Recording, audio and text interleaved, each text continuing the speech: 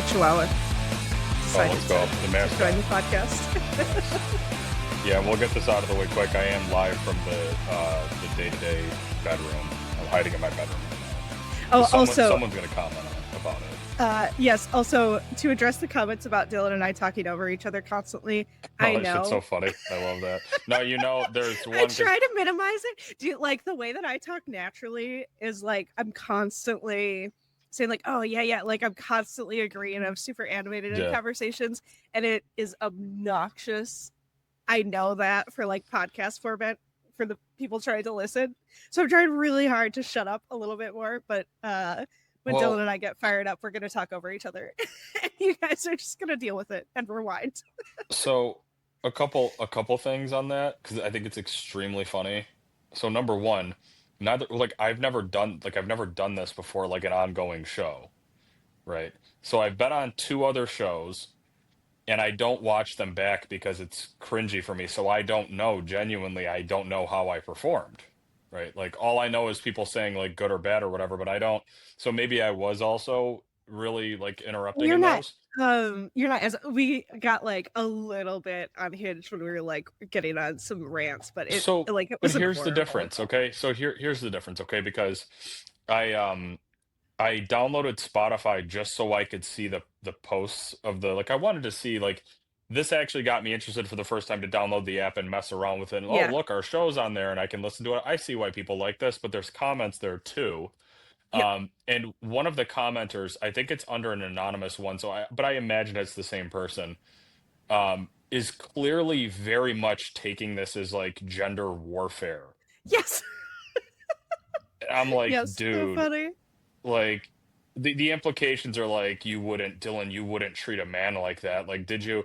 And the comment was like, did you do this on Ivan's show? It's like, okay, so let's be very clear about what's going on right now. Okay. I'm sitting on my bed right now. Okay. Like this is not y- the production that we have right now versus the Training Without Conflict podcast with Ivan Balabanov. And you're asking me if I'm behaving the same way. Right. Like Right. look at what I'm Like wearing this right is a now, chat dude. with a That's pal. Like insane.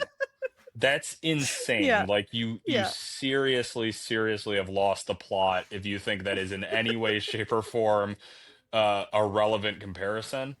But I would more say that I'm not accustomed to this format. We just started the show.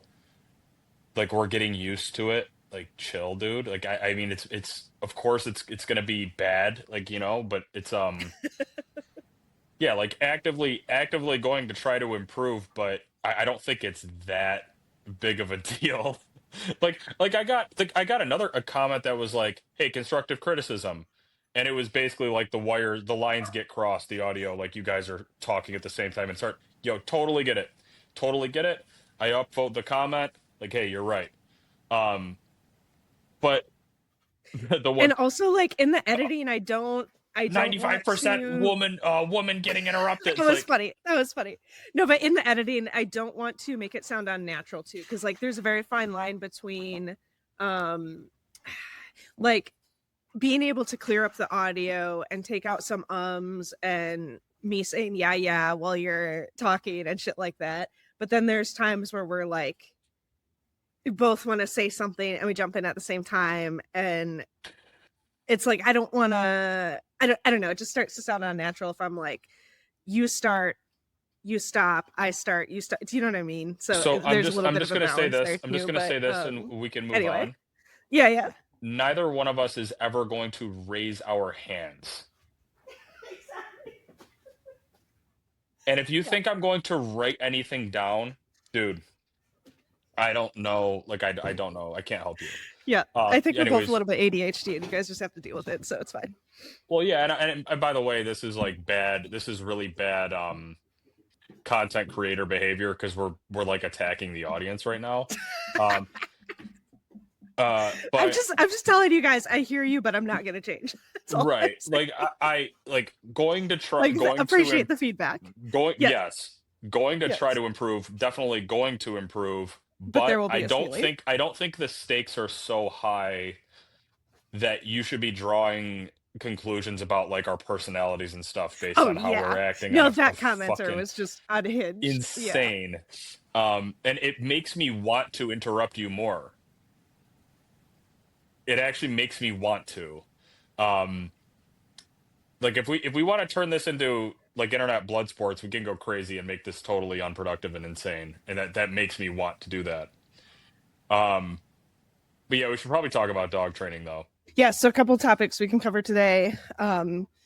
Did get some feedback on the last podcast with some follow-up questions on like coaching clients and whatnot, but I think what we want to start with is talking about punishment and when you sort of know when to apply it, when you might or might not apply it, and then specifically had a listener question on when you know that you're delivering an effective punishment event, but the dog is still going, hey, it's worth the consequence for me to do this thing.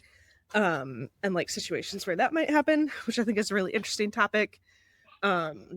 So yeah, we can kind of go off on sorry, I was looking away and just Yeah, kind of I'm just interrupting you you next didn't time. feel it. Yes. Before we start, can we get clarity on the missing Spotify episode Oh yeah. really fast? Basically I tried to upload the video file after I had already uploaded the audio file and it kind of broke the feed link. So it will be back. I just need to submit a It help will be ticket to back. Spotify. Yeah. Okay, cool, I cool. I Yeah. tried to fix that I thought would work.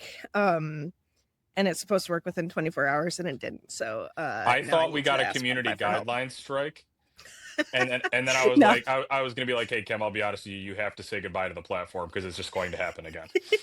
There's just Yeah, no no, they way. didn't even it's one of those things like I didn't even get a notification email. So like Spotify didn't do it on purpose. It's basically it thought it was a duplicate episode, so it just deleted them both because I had an MP3 and an MP4 uploaded and it was like, oh, we're just gonna get rid of all of it. Yeah, so anyway, Yeah, because yeah. I was thinking, I was like, man, if we got a guideline strike, it's like I didn't even go to the place and say the things you're not supposed to say, and I'm going to let you imagine what I'm saying, what I'm referring to. I'll let the viewers at home imagine that because I'm not going to Yes. tell you. Uh, okay, so the the question about punishment, Yeah. can you just give that again? I'm sorry. Yeah, so more general topic is like when to apply punishment, when it's appropriate, when it's not appropriate. And then the specific question was more so, okay, the dog understands that this is going to be a behavior that's punished, but they still do the math and say, oh, the punishment is worth the crime. And what would you do in that situation, or like kind of unpacking the layers to that? Well, if it's not So working, it's not punishing anymore, or maybe it never was. yes. Yeah. Yeah. So that you're it's just an aversive, but that doesn't necessarily mean it's a punishing aversive. Some interesting branches off of that is when you're trying to continually suppress a genetic behavior, um, that can sometimes be a little bit ineffective. Like you can only suppress so much before it starts to be a little bit of a losing battle. And this is where like language gets tricky, right? If you say punishment versus aversive, because it's like, when does it actually count? Like people will say all the time, like, oh, I gave a punishment, but then you look at it and you're like, no, you actually didn't. So it's like it's tricky with that language to like stay clear on it. So that like that there's basically like two Well, discussion points on this. Is like, is we the can't punishment give effective right, or how much but can you actually suppress? So we can start with one or the other. we can't actually go like that. No, not on this specific. Yeah, Yeah, yeah. yeah, like not that Like I specific can't in be terms of like specific. the concept itself, but like we Right, can go right. into it like what's happening and what's not happening and like give Correct, correct. practical examples all day long. I mean I show punishment constantly, Yeah, like yeah, constantly. So if the dog is not taking it as punishment, okay. The last video I posted, because I don't have any board and trains going right now, and it actually makes me feel really insecure and like I shouldn't be allowed to talk about dog training unless I'm yeah. actively training dogs every single day. And then I think about how there are people that don't train dogs at all, and they talk about dog training like they're the authorities of the world, and it Yep. makes me sick. Anyways, Yes. I did have a private lesson client from 2 days ago. So it's been 2 days since I've trained a dog, which is just making me sick. Um, from Canada with her poodle. We don't need to go into this 27 private lessons across three trainers. Everyone's bad. No one knows what they're doing. Yep. The dog had been getting dog reactive. It's been exacerbated by previous training. There's nothing wrong with the dog. Diagnosed with terminal this, and he's never going to change, and Prozac, and like just stupid shit, right? So the thing is, I posted a video punishing that dog. The last video I posted on my Facebook, and uh, it was verbal and a prong pop, and that was successfully suppressing the bad behavior around dogs. When the last trainer they went balanced after doing force free was crushing him, the crucifying him with the electric collar on high levels for even looking at dogs, and it was making him worse. So it's not that means it wasn't punishment.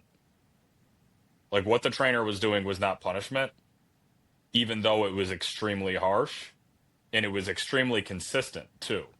Like they were doing it like all the time. Um, and like what I did was quite So punishing to the why dog. why doesn't that work? Like I think that's where people get confused, right? Is like he did kind of check some boxes that you would think should make it punishment. Yeah. It was contingent.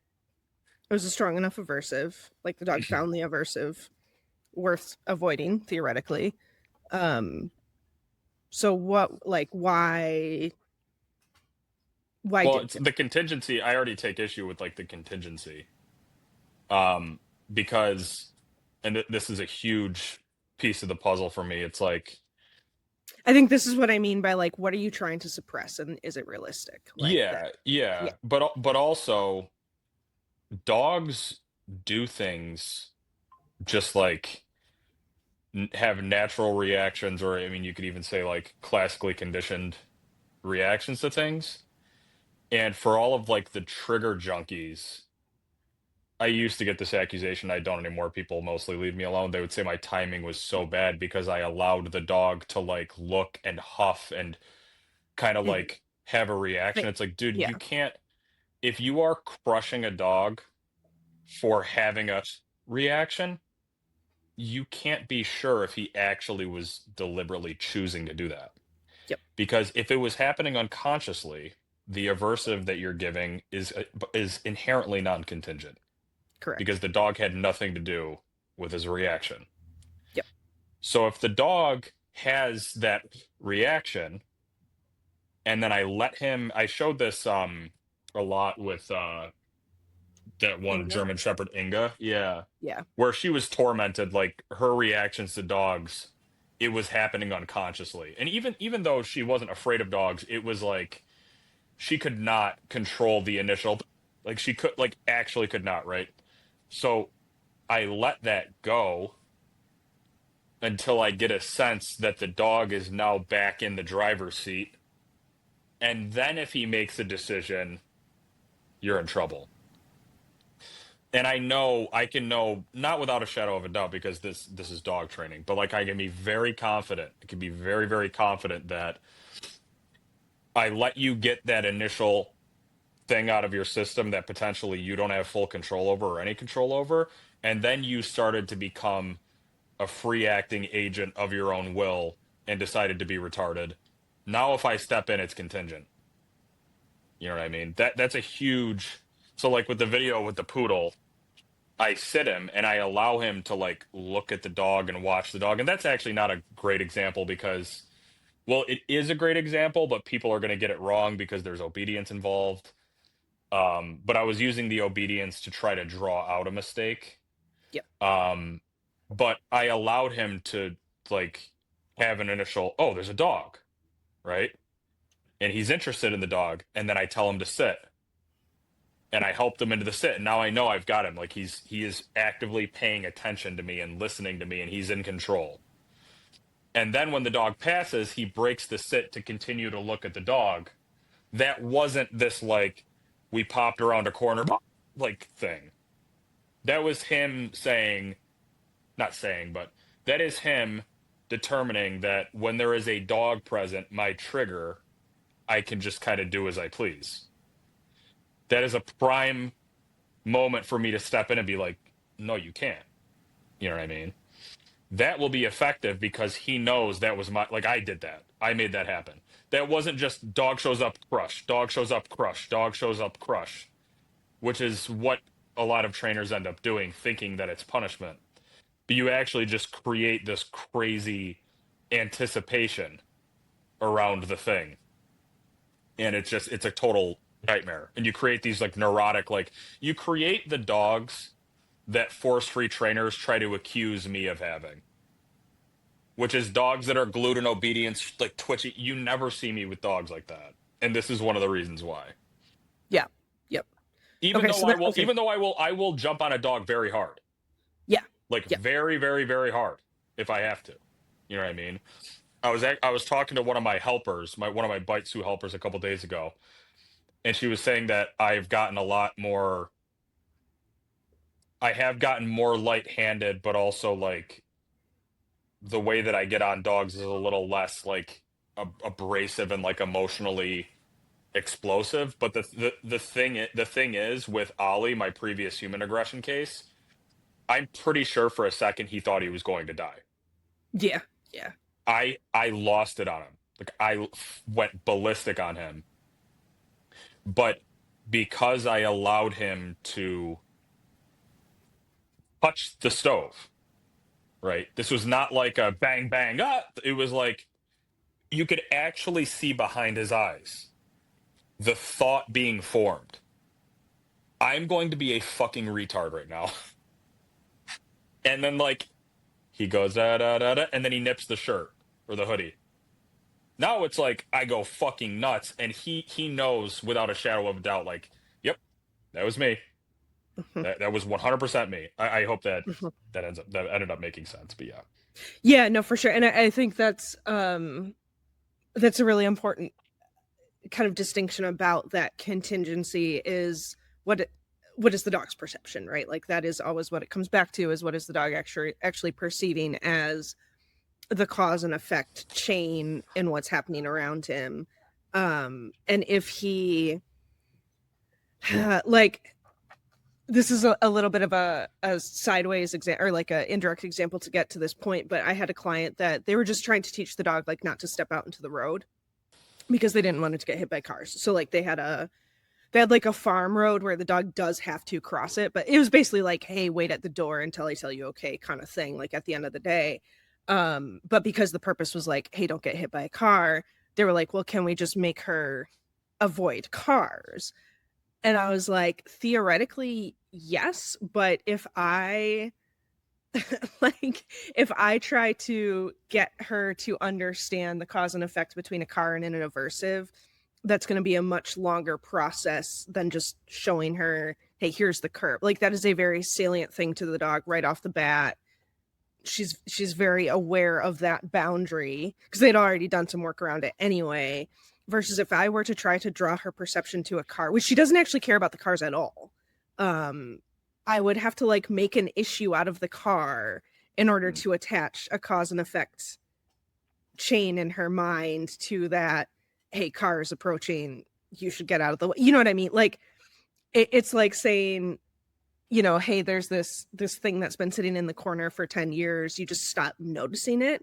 If I try to change behavior based off of that cue, it simply isn't salient enough to be fair to the dog, right? So like that idea of the dog needs to actually perceive what you think it's perceiving in the way that you think it's perceiving in order to create that contingency, right? So like if the dog does not notice the car as important and I try to create, if I go, hey, car equals aversive, but the dog didn't notice the car, they're going to find something else, right? Like yeah, whatever it is that they're thinking in that moment, that's going to get attached to the aversive. And this is where like people do create like superstitious behaviors and like all that kind of like what is perceived as problems with aversives. And it's like, well, it's not necessarily the problem with the aversive per se. It's the problem with the way that you presented the aversive to the dog because they just could not possibly make that connection. I mean, it's kind of like simultaneous conditioning, the same issues where, like, if I go out and hammer the dog at the same time, then you have a chance. They're going to find something else that's the cue. They're going to find the decoy locking up as the cue, or me lifting my hand to get ready for the leash pop as the cue, or something. So anyway, like, just back to that idea of like, if the dog is actually legitimately having a startle reaction and you go on it with an aversive, their brain is going to try to make sense of that in some way, and it's probably not going to be the way that you thought it No, was it's or going that to you be the presence. intended. It's going to be that thing showing up. Yeah, Going to which be they every have time no a dog control shows up, over. I get, yeah, Yeah, yeah. which is again like back to non-contingent aversives, which is not actually punishment. Right. um so yeah, like I think that's a huge mistake that people make, is just, and again, like, it's kind of one of those annoying things to say, but like, though, like, oh, you have to read a dog thing, but like sometimes it is just like you can see it in their face, like whether or not they're actually there or not, or Do you want to know? perceiving Do what you you want to think know that they're why this perceiving. Yeah, happens? The yeah. reason why this happens is because people just won't go there and allow the dog to actually act things out. So I was actually just thinking, like, in that moment, um, in the moment where, like, all right, there's two things I want to say. One thing, I got sent a really awful video where this guy was like, I've trained 8,000 dogs, which, first thing, I'm like, okay, so you're like 400, 500 years old. That's cool. And he's never shown dog training, and the video camera, it came into reality somewhere in like the early 1930s, and he late 20s, early 30s, and he's never managed to record a single one of these dogs. But he's talking about like 8,000 dogs, aggressive dogs, all these types of things, and I've never been bit. Mm, yeah. So that it's more likely that you didn't train any of the dogs and that they No. never actually learn. Mhm. Um, and this is a huge systemic issue with people thinking that aggression can't be rehabbed and stuff, because you're not allowing the dog to find out. So in that moment where Ollie, very obviously to me, because at this point I really know the dog, he starts to get that look in his eyes and I can see him plotting and starting to move. Everyone would have been like, "Get out, abort!" They would have whipped the ball out. They would have crushed him with the leash. They would have clicked and dropped food. Um, and it's just a total confusing waste of time. And Mhm. it's all under the whole, like, and then the coping thing after is like, see, no one ever gets bit. I never get bit. It's like, yeah, I mean, you're bad and you're afraid. And I think it's going to come to a point where, like, I'm just going to keep showing these dogs, but like, if you see what's happening, and like, the dog is allowed to find out, right?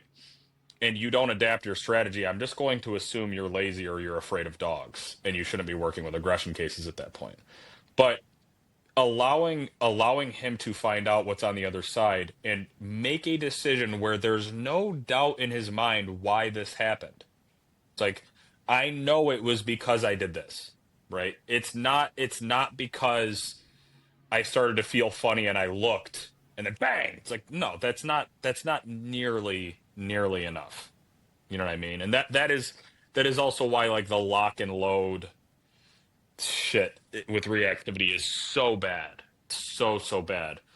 Um yeah, it's a lesson that you have to, in safe controlled settings with people or dogs or whatever, like, you I'm not saying someone's going to look at this and be like the clip people are going to be like, Dylan's saying to let aggression cases run off leash in public parks. It's like, okay, dude, I got it. Yeah, yeah. Or I'm saying that if you should test this with like a basic dog reactivity case where you go out with them, and maybe you've been training for a little while, and a dog's coming, and instead of going into work mode, you just let him do the thing and just see what happens. It's like, allow it to happen.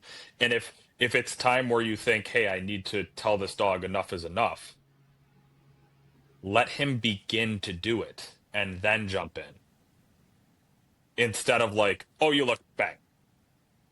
Like I actually can't think of a situation where I would ever do that to a dog ever again for the rest of my life. And yeah, it is what it is. Just you have to be able to grit your teeth and let go and let the dog do the Yeah. thing. And And you have to be then confident that you can stop that progression. Like I think people yeah, get nervous to let it start because they deep down they realize they don't actually have don't control have over control over the the dog. dog. Yes. So a Yeah. force free advocate can never do this. Yeah. Yeah. This is Yeah. why they knock And if you play. feel This like is you don't why have control over the dog, then you need to find out how to get it. And that may be just logistics of like having the correct equipment and the correct lines and whatever, or it might be training the dog. yeah. Yeah. You Yeah. train the dog, right? Like this is not you just take a random dog and do this. You have to train No, the yeah, fucking yeah, yeah. dog. So Yeah. this also, thank you, Kimberly. You got me onto another reason why I'm so sick and angry. Um, People are just bad at training dogs, and they see a good technique and they're like, I can't afford to do that because I have no control, right? Like I won't do this type of thing if I'm aiming to punish the dog until I know I can verbally stop him, let alone with a leash or with an e-collar or something like that. You know what I'm saying? So you shouldn't do this type of thing with just like a new dog. Now, I do, but not for punishment. I do for like an extinction strategy, maybe you'd call it, and also evaluating the dog and seeing where it goes and all that. Um, but yeah, I mean, if you are a vending machine food trainer that the dog out on walks, he checks in just to see if you're giving him a cookie and then he fucks off and doesn't care what you think. Yeah, you can never do this because he may actually like continue to go. And then it's getting reinforced potentially. So yeah, you have to be stuck in the at the little kids table wasting people's time and money and fucking dogs up. But if you want to grow up, you should learn how to train with dogs. You should learn about aversive control. You should learn about using play to get dogs into a high state of arousal and gaining authority there. So then when it comes time for me to have to punish an explosive behavior, an aggressive behavior, whatever it is, I can allow you to go, hey, go step on the rake if you want. I'm not going to make you. I'm also not provoking this. I just know that with your history and what you've shown me, this has been a problem. It's like, we're gonna stand here. I'm not gonna go, hey, look, I'm gonna go, oh, there's a person. Wow, who cares? And you go off. The rake is fully stepped on, right? And then punishment will happen if it's time. But only then. When it's just there's no way the dog can take this the wrong way. Like there's just no fucking way. Correct. You Yeah. know? Yeah. Yeah. One of the things too that I wanted to say earlier, and now it kind of doesn't fit it as nicely, but there was I think it was with your poodle made me think of it that one of the things I'll do and it kind of is almost like forcing the dog into contingency and like this I it really got cemented in me in sport training where aversives create concentration in the dogs and there's like a ton of different applications of that but like uh if I put bounds on the dog's behavior in a high state of arousal, they have to come down into a more cognitive state because they can't just like and just trash the helper because they're like, oh, I'm not going to out when he's whatever. But I'll use that in my pet dog training where it's like, if I'm in a situation where I can't necessarily let them step on the rake because it's just not a safe situation or something like Hmm. that. But I'm kind of like, I don't want to just interrupt this behavior. Like I do want to create a training opportunity out of it, but I can't like fully push into the situation itself. So like let's say I have a dog who's like locked into another dog, but I'm like, oh, I don't really want to for whatever reason, don't want to let him blow up right now, but I also don't want to just like walk away. I'll ask for an obedience behavior. So I'll go like, hey, sit. And again, like previous training, yada yada, we have all the established rules of this, but now I have an opportunity to, if I want to, punish non-compliance for not sitting. Or like a recall is probably like the easiest example of this, where if I'm like, the other dog is like running at a person and I don't know exactly, like I'm not set up for that situation, right? It's not safe, or I don't have the correct setup for it or whatever. If I call the dog back and they don't come, it's now very clear that I'm punishing the lack of recall and not you just starting to run up to a person without me knowing what's in your head about that. Does that make sense? Like Yeah, but I I think that can there's a scatter I can effect. almost like set a trap for the dog. And Yeah. not like set a trap, but like I'll tell people like I'm almost calling their bluff, right? Like, are you actually Hmm. under control or are you completely blowing me off? And then I have the opportunity to do something about it. Do you know what I But mean? I think there's a scatter effect where the dog also learns that the trigger being there, I'm being punished for thinking that all bets are off, and that can actually like because Wait, say that again. even though you're All bets are punishing the dog for not recalling because there's yeah. a dog there, Yeah. they still learn that I'm getting in trouble because I went into this the mental state that I go into Oh, with the yeah. presence Yeah, of the yeah. dog. So it's kind of I sets this. wouldn't do that consistently enough to hopefully. I'm not doing that consistently enough to make that pattern. Like I would No, also have I think it battle. happens. I think it happens instantly Interesting. Okay. because Okay. that's what I do all the time. Like that's actually Okay. what you just said is what I did with the poodle to start because I don't have enough control over the dog because it's a private lesson client, right? Okay. And I also don't have friends with dogs out that I can let him run closer up, right? And he also doesn't consistently go ape shit. He just gets into like a dead, like I'm gone zone, Nothing's going on. Yeah. Yeah. and he's just you can't get his attention. So I let him go towards the end of the retractable leash, not all the way again, because this isn't a friend's dog, right? This is just like a person walking their dog. And I told the owner recall him, and she gives the command, and I said, give it one more time, a little bit louder. We need to know that he can hear you. Yep. Make sure. Yeah. Yeah. And we give him another chance. He doesn't, and immediately we go into punishment. And in my opinion, he knows it was his misbehavior in relation to dogs being present. It wasn't just that you're bad at recalling.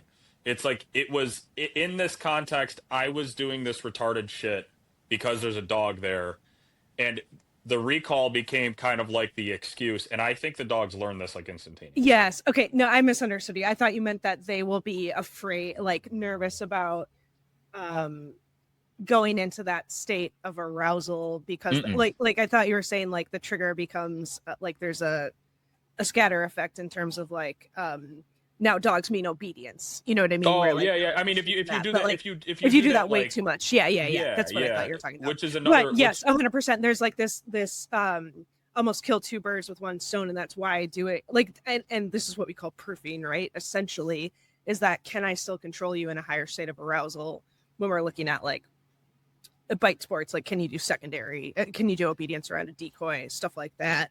And it is exactly that. Like I'm going to trick you into falling out of concentration uh-huh. essentially. And again, I'm not like pushing the dog into a mistake, but I'm You're prepared to looking give for you the holes. consequence. Yeah, yeah, Yeah, exactly. yeah, yeah. Like if my dog, okay, so like dogs that prey lock, right? Like if I'm holding a toy in front of you and you can do it behind my back, yada yada, with the toy behind my back without the prey distraction there, sort of. And then I hold it in front of you. Can you sit? And the dog is just like glazed over, not paying attention. And it's like, okay, now I'm gonna, whether it's negative reinforcement or punishment, I'm gonna make you concentrate again via some aversive input. And then the dog learns, okay, I have to like cap or whatever word you want to use, right? But I have to actually concentrate and channel my emotions properly and not let myself get to the point where I've kind of fallen off that cliff of I'm not even thinking right now because that's completely unproductive Hmm. for anything really. Yeah. um and like I should be able to put bounds around, hey, I'm allowing you to go in this drive state. And again, this is more like sport dog stuff that I'm kind of getting into, but I'm allowing you to feel this feeling, but then I can stop it with a verbal cue, and you have to be Hmm. open enough and concentrating enough to be able to hear that verbal cue. You can't just like tune everything out. And that's kind of what you're talking about with like, okay, you see a dog, you want to tune me out. Hey, we're not going to allow that.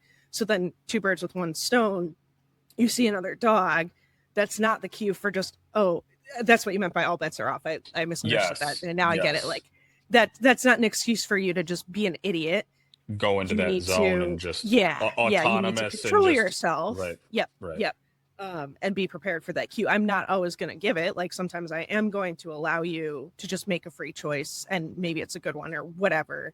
Um, but if I need to, I can go.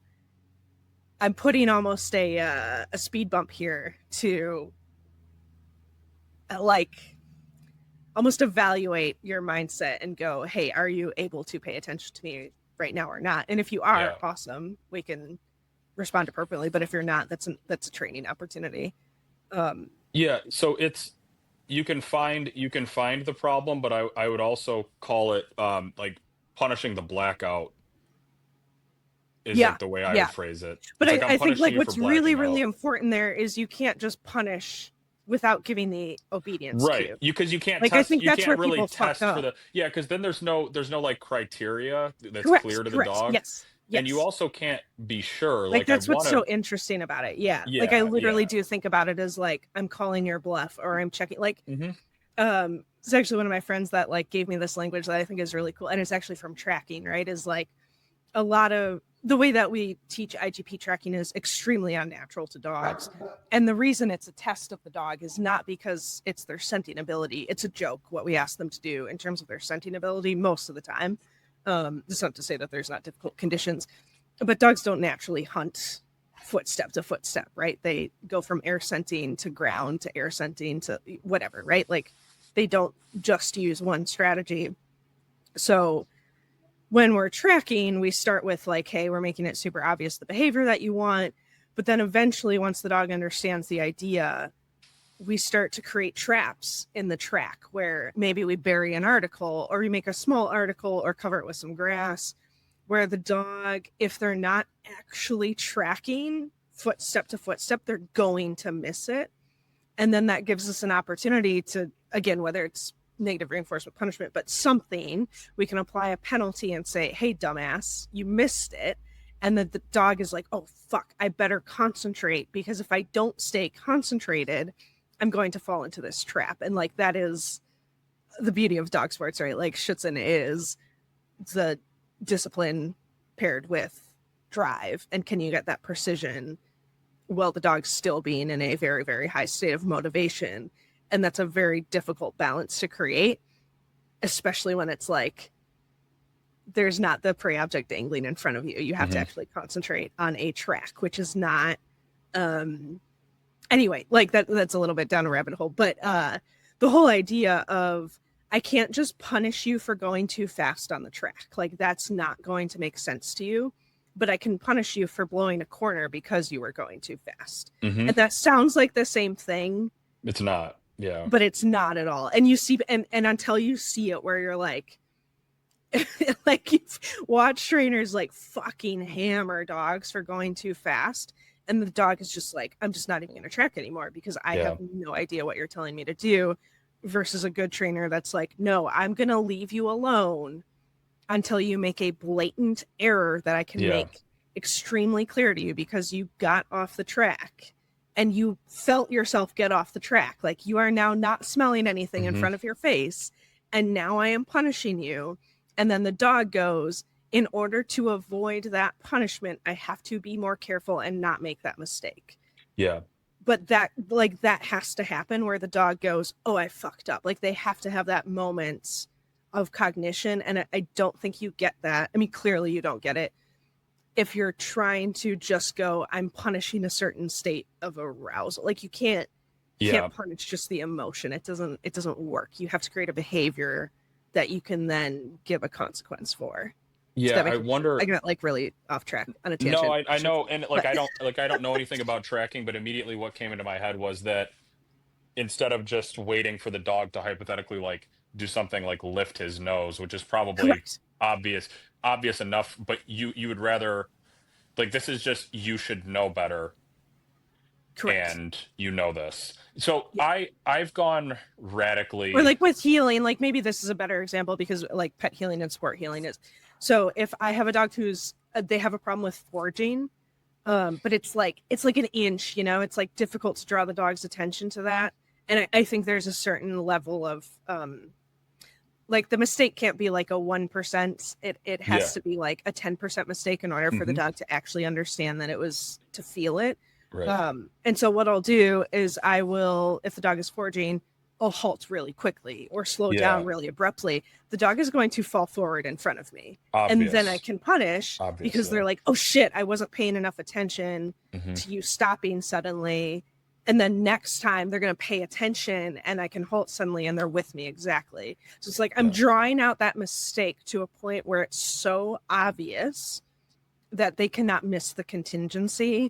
versus just trying to like get on them for that 1% mistake that may or may not be salient enough for them to notice.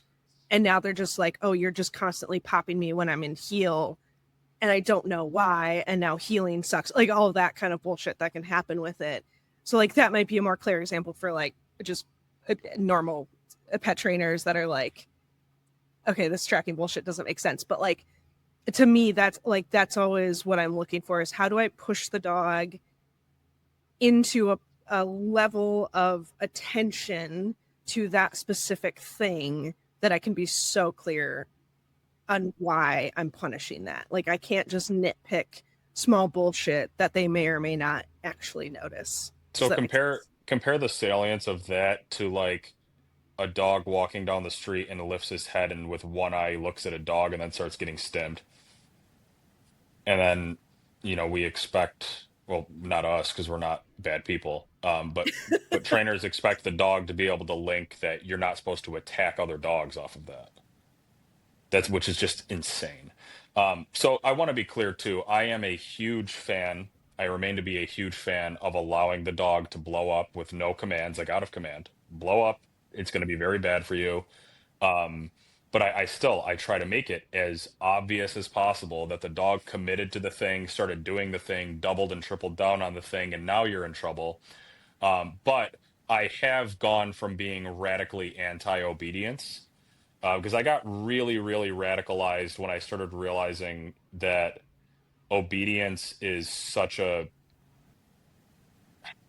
it can be used it can be used so cowardly and so confusingly that I started to hate it as a concept for behavioral modification because of the bastardized way that it's implemented and what it ends up the effect that it has on dogs. Like when you realize that actually these people are just like repeatedly reinforcing a sit command with a dog that is psychologically in turmoil, and then they're sending him home telling the owner that you just need to keep reinforcing the sit, and the dog is just never getting an answer for anything. It makes me like lose my mind, but that does not mean that obedience is bad. It's like the way that it's being implemented is bad. So with the video with the poodle, it was very deliberate that I allowed him to see the dog and then I told him to sit. It wasn't like see the dog and process the fact that there was a dog. And then I said, "Hey, sit." And then I had to help him into it. But you and by the way, this is not like lifetime for the rest of his life. He has to be able to process. No, that's not the point. It's not the point. The point is that this dog's been doing this for 3 years, and we're having to undo the damage that was done by previous trainers. Where at the beginning of the process, I'm giving him so much room to act and make decisions and find the answers. Mm-hmm. But very quickly, once things start making sense, no, it's like I had you in a down, and yeah, dog jumped out of a car behind us. That does not mean you get to do anything about that. But Correct. you don't start with that. You shouldn't No, begin with no, that. no. Very But I think obvious like this mistakes. is also pushing obedience to the point where it is actually useful. Like Yes, this is yes, true yes, control at this yes. point. Right. Again, you don't start there. You start in your backyard teaching the dog, hey, Play. like, this is what the sit cue means and blah, blah, blah. Like, obviously. Yeah. But then once the dog is like, oh, I understand, like all of that is established, the baseline communication and relationship and all of that. Then this is where most people stop, where they're like, oh, the dog gets to a certain point of, yeah, he sees the trigger, he's too overstimulated, whatever buzzword, and give the dog an excuse to not perform. And every single fucking private lesson client, like the issue is never that their dog doesn't actually know how to sit her down. It's that they they don't actually believe that there is like a need for it, right? Like the dog Right. is like, sweet, if there's it's a transactional bribe for the dog of like, oh, you're Hmm. holding a cookie, I know how to. Yeah. Well, you mentioned it before we started recording, it's the dog at the workshop that was like, as long as you have the treat out, I'll do it. But as soon as it's away, it's like, no, I'm going to do everything except down. And like, that's not obedience. That's a trick. Like, that's a, oh, cool. My dog can grab a Which will you Kleenex and bring it to you when you sneeze. It's which about will as you useful. choose? Which will you choose, Western man? Okay. Um, you've got the dog knows he's supposed to down under threat of electric collar, and he's getting cookies and he downs, right? And that's how he knows how to down, and like that is his full understanding of being in a down around dogs is that the electricity turns on if I start moving. Well, actually, it turns on while they're telling me to do it, so it's going to turn on no Yes. matter what. Or That's a before. totally different. That's a totally different. Uh, uh, I'm getting activated. You know what I mean? Um, but and also I get cookies, whatever. Or or the dog knows he's supposed to down because if he breaks it, the electricity comes on. Also, if I go after dogs, I get in serious trouble. Also, I don't even want to go after dogs anymore to begin with. Because I don't, the motive, like the emotions behind it, everything's been dispelled and I just feel better, or I think it's just the motivation. You've actually modified the behavior, right? So which dog would you rather have exercising the down? And like which dog would you rather have exercising the down when he's back home with dog owners? Like which dog is going to require more maintenance? I'm telling you that the first dog, which I put out a lot of them when I started training, they require daily, constant maintenance. Those are the Constant dogs where reminders it's with like, oh, the you need electric to do your collar. homework. Oh, the client's Yes, not doing right, a right, follow up. Yep. right, Yep. right. And the electric collar. And then if you remove the electric collar and you go just to positive reinforcement, it is bribery, guys. You're allowed to say that. You're allowed to believe your eyes. Like we don't have to go back to this like larger community conversation, but like the whole psyop that actually no, it's just positive reinforcement. Yeah, positive reinforcement very well can be bribery, and you are just bribing the dog. If the dog is only downing because you are keeping a constant stream of food coming, it is inherently a bribe, right? The dog is Um, just doing the math of what suits him best in right, that moment, but he can right, take it for granted completely right. that you will be there the next time that, and there's no consequence And to not do. what happens when you if you decide when and if you decide to pull the food? How is the dog Correct. supposed to feel about that? Correct. Because now you Um, just shifted the equation where you're never going to be more valuable ever yeah. than the external motivator that he Well, wants. Like he you're can done. also feel like he's being cheated. Well, that You know too. what I mean? Yeah. Like Yeah. That whole other if layer. everything Yeah. that we Best do, case scenario, he just goes, you're not right, worth it anymore. Yeah. right, right. But like if you also if you base your entire relationship off of work and paychecks, you have to keep the paychecks coming, or it no longer becomes fair. Like it's just like you're cheating him. You know what I mean? Um, I never have to deal with that ever. Even with extreme dogs, I never have to deal with that. They just learn that this is what I do. But anyways, like on the back to the punishment thing, I there's also the just elephant in the room issue of like people just not knowing what punishment is, and they're just repeatedly negatively reinforcing things, and that we just have to get more people going to TWC so that this can kind of just like be brought to an end because it's just insane. Um, it is true, to the best of my knowledge, that training without conflict is the only place that actually has coherent, practical application answers to positive punishment. Um, and like that's as far as I can go on it. I will tell you, I've shown it. I couldn't tell you how many times on all of my online platforms I've shown punishment. Um, but like stimming a dog into a sit while he's whining and wincing and twitching and can barely contain himself, it's not nothing's being punished. I swear to you, nothing's being punished. Um, so it's hard to know with the commenter what problem they're dealing with the dog tanking aversives and not stopping. You know what I'm saying? Yep. It's hard to Yep. know. It's like, Yep. is the contingency unclear? Are you actually just negatively reinforcing things? Do you just not have any baseline authority over the dog and he has no reason to listen to you? Um, because then things can become punishing just by changing the relationship, which I hate using the word relationship because that gets bastardized too. But like, you don't care, like, a dog will care more about the prong collar depending on who it's coming from. That's just a reality. Um, so there could be a bunch of different things that are going wrong with the commenter's situation. So it's really hard to tell.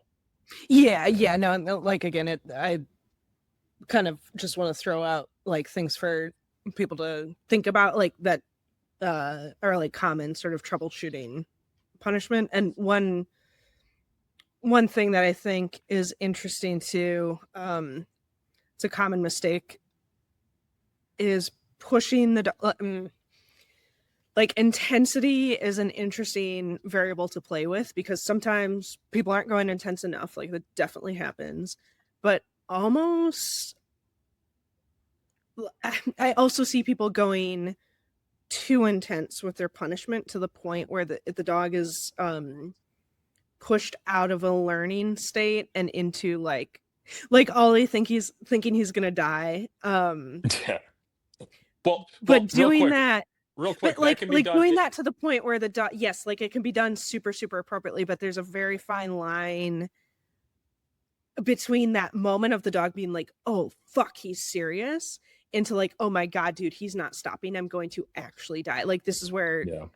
like people are choking the dog out and passing them out, like stuff like that, where it's like, okay, like that becomes completely ineffective because now you have completely ruined any lesson that you had from that moment of the dog being like, oh shit, this is serious, into, okay, now I actually do have to fight for my life. And that can get blurred very So quickly, I here's the think. thing. Here's Yeah, the go thing. ahead. The clearer the contingency, Correct. the harder you can go with no blowback. Ollie is up and bouncing around 15 seconds after I lay on him with the e-collar like 6 times, 5 or 6 times on a level like 60, which Yep. for But him is like to me, crazy. that's not even that intense. Yeah, yeah, yeah, yeah. But for But like, him and for yes. and for me, that's like Yes. pretty Yes. pretty Like that's nuts. what's so, like, I don't want to say funny because it's actually very sad for the dogs, but anybody who's been in sports for like longer than a decade or been around sort of like more old school clubs, when you say your punishment is emotionally devastating, I'm like, Right, right. you're not Well, heavy-handed at all. Like that, well, like that's what's yeah, so funny about people that think that you are, is that it's the it way is that funny. dogs can be brutalized Yeah. in the name of Games. training. And Yeah. like that's why like you get upset about the purely positive crowd, and like I totally get it, but I also have a lot of upset, like I understand why people get pushed to the force free because I have Hmm. seen brutal dog abuse in the Oh name of yeah. training.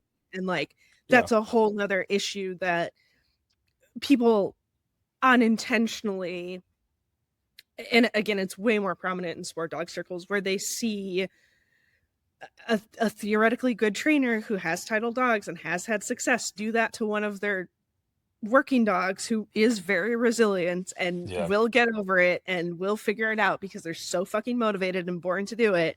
And then they go, okay, that's what punishment is Hmm. me just fucking going on my dog on a dominant dog collar, level 100 e-call. And Hmm. like been there, done that,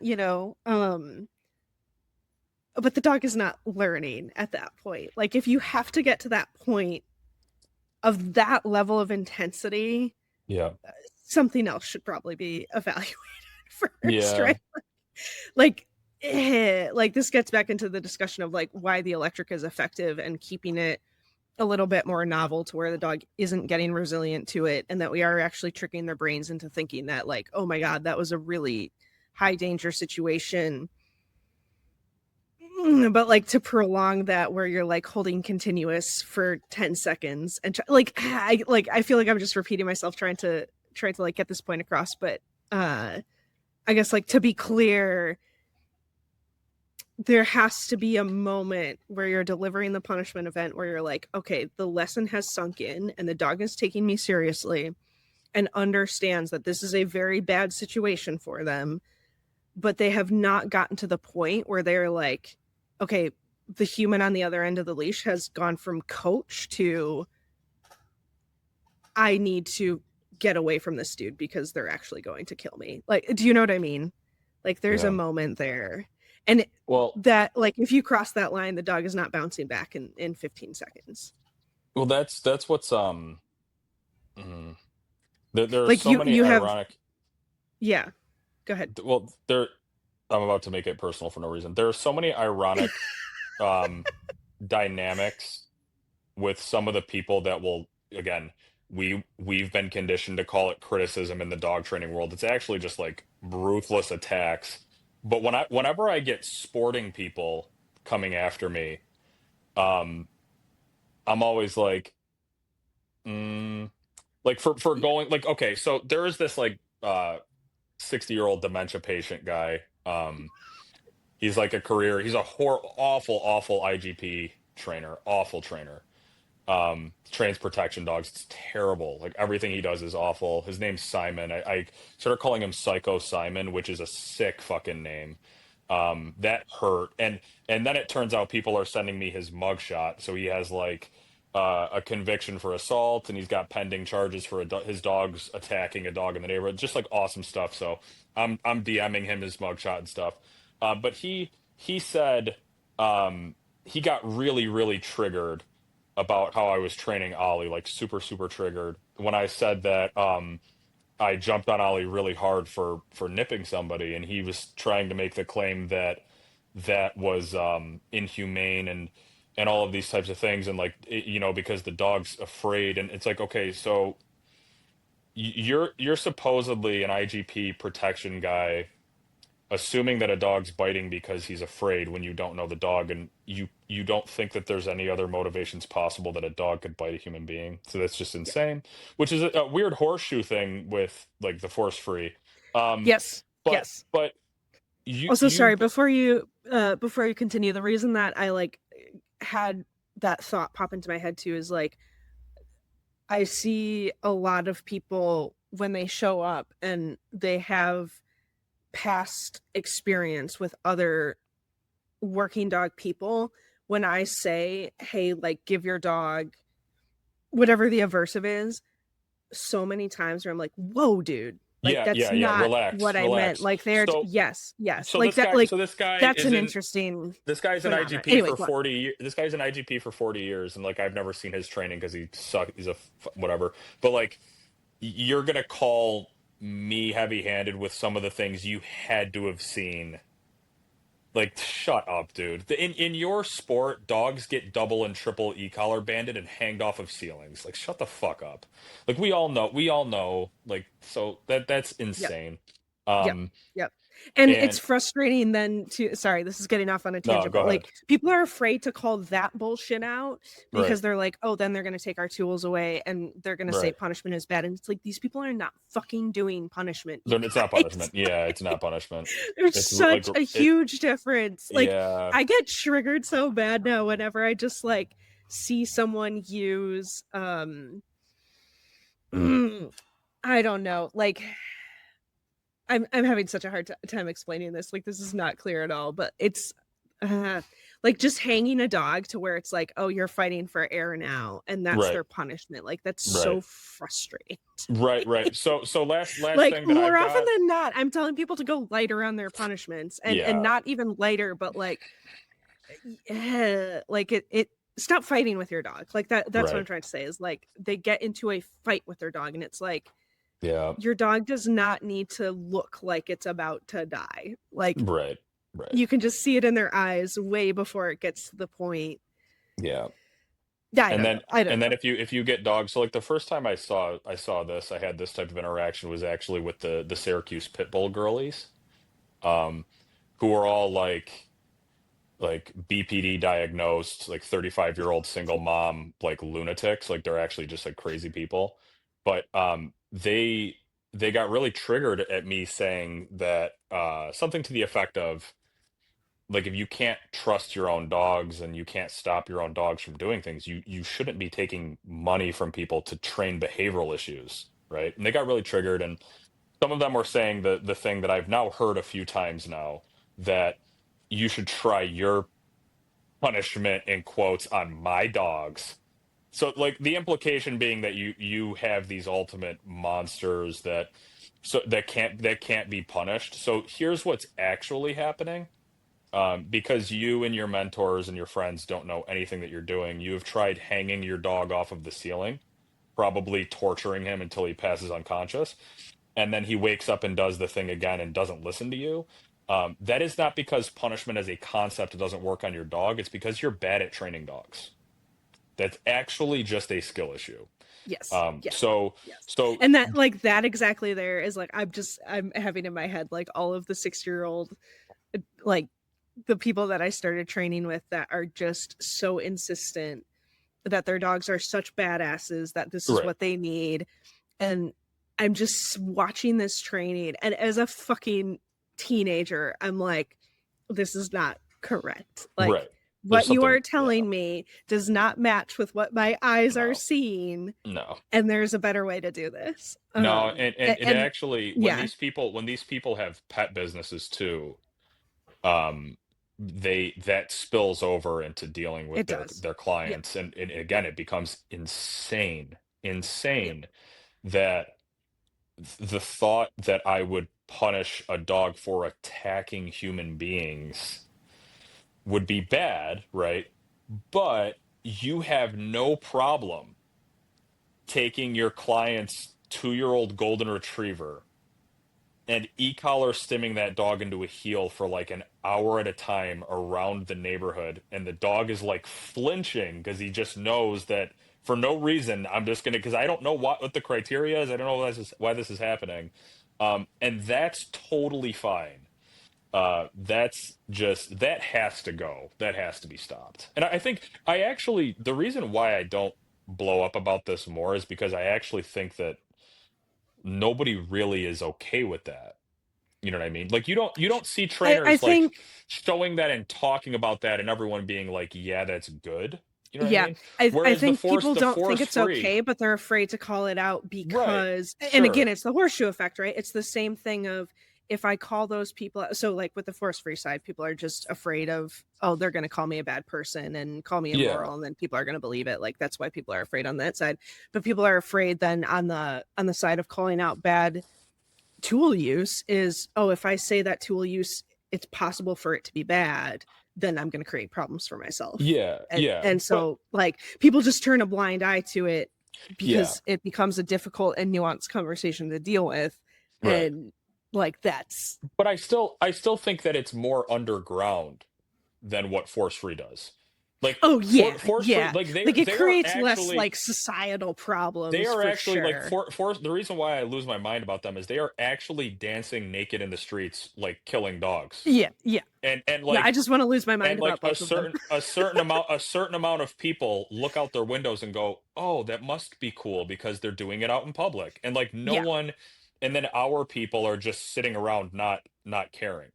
Yep, yep. That's why, With people because that are they're badly flaunting it. using tools, yeah. With people You that are badly using tools, it's more so it permeates into, oh, I think that I have to do this way with my dog Yes, because the only other yes. option is force free, and force free Right. doesn't work. So, like, it's this Right. thing of like, no, actually, you can just sit in the middle and do something effective Right. and not Right. think that the only choices are to give your dog cookies or hang him. Yeah, and It's not. I will say that I And don't, that's where like the average dog owner and even like the people that I'm thinking of that show up in good faith trying to get better at dog training, and I see them going too hard on their dogs, like that is not them wanting to be mean to their dog, that is them thinking that that is the only way to get that's what control we're of a high supposed to powered do. dog. Yeah, Yeah. yeah. Yeah. Like that's Yeah. where I get frustrated because they don't even know Yeah. that there's a an option C that exists, you Mhm. know. Yeah. So No, yeah. And then I like totally these get it. people end up digging themselves into a bigger and bigger hole, and like are deeply emotionally attached to these dogs, but their dogs have a broken relationship with them because they've been given bad advice. Like that, I kind of mentioned it on the podcast before, where like uh we were talking about you can't imagine not being fired up about this stuff because of what you Yeah. see, what you've seen in Right. shelters. Like Right. for me, brokenhearted handlers are my shelter dogs, where like Hmm. they've been given really bad advice, know that they have a fucked relationship with their dog. And like this was me with one of my first dogs, is I was given really bad advice to basically constantly give him non-contingent aversives, and he did not trust me and like Yep. died not trusting me, and that makes Hmm. me fucking cry myself to sleep at night, you know what I mean? So it's like Yeah. That'll that kind haunt of you. thing That'll where haunt I, you yes, forever. for Yeah. the rest of my It life. just will. So It's I insane. see handlers show up going through that same thing, and I'm like, this is brutal, you know, Yeah. like I need to fix that. So I just get really fired up about it because I see so many sport handlers that are really, really, really trying and just get fucked because nobody knows how to tell them to do any better.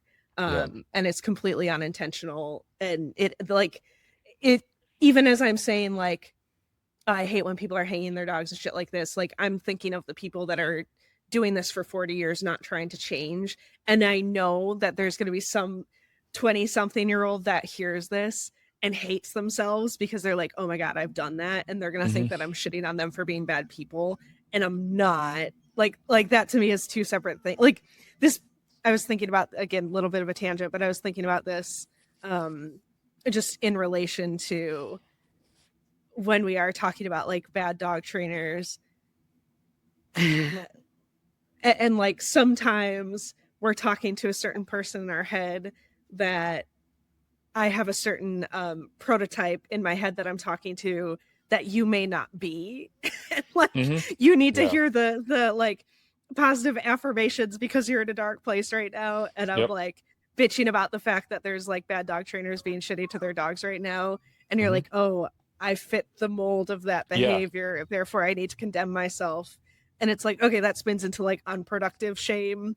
Right. Like I want you to be uncomfortable enough to try to change, Yeah. but not so uncomfortable that you're like, wow, I'm a horrible human and it's not even worth trying. So like This I'm is just where the trying to like culpability talk is. to No, that idea of like, this is the yeah, target. Like this is to me, because I said, can't remember who I was talking to. I was like, no, actually, shaming and bullying are incredibly useful, and I think we need to be using them liberally right now. It's just that target acquisition is the most important part. yep, Um, so I'm not. yep. That I is so I true. I had. I mean, I went like you would say probably 6 to 12 months doing the things quote unquote I was supposed to do, and I committed a lot of like the uh inflicting confusion and just like non-contingent, stim conditioning nonsense and dogs walking around not knowing what's right and what's wrong. And I led a bunch of clients astray. Like I did all of those things, but um, I have been able to come to peace with the fact that I did not know any better. And I was in an environment where I was being taught by people that really, Yes. really sold And those themselves as people are the authority. problem. Right. Yeah. Really sold themselves as authorities to people coming in like me that with no experience, Yeah. no idea. I didn't know dog training You don't existed have the really as a knowledge to craft. have critical thinking about what you're being Right. told. Right. And I actually think that ego segment, I think that I'm a rare example of someone actually being like, I don't know about this guy's early on. You know what I mean? Yeah. Yeah. It's very easy to get sucked into that Social type of drive is thing. very, very Right. strong. To get Yeah. sucked into that to where there were people that like when I was working for that company, there were people that had been training that way for 10 years and they never asked a single question. And I remember thinking like I can't be like this because I know something's wrong. I just don't know where to go to find better information.